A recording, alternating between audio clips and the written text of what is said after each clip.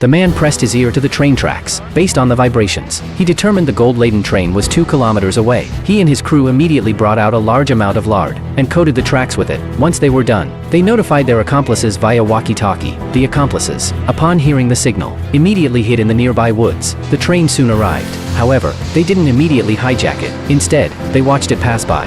Then, they stretched countless ropes over the tracks and tied one end to a tree, creating a buffer zone. This was the final step of their plan. At this point, their accomplices also brought out beehives to use as weapons. All preparations were complete. Soon, the train arrived. As it entered the lard-coated section, the wheels began to spin in place. The engineer increased the power, but the train couldn't move an inch. The cowboys quickly boarded the train and effortlessly took care of the engineer and guards. They then threw the beehives into the train cars.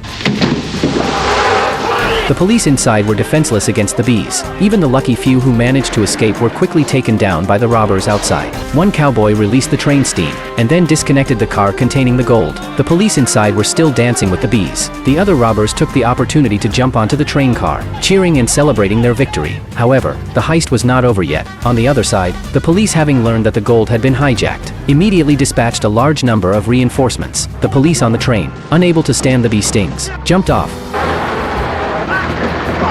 The robbers took the opportunity to throw smoke bombs into the cars, successfully driving away all the bees. The next step was to stop the train. However, the police reinforcements were about to arrive. They tightened the brakes, but the train still didn't stop. Ultimately, they had no choice but to let the car slide down the tracks into the area with the ropes.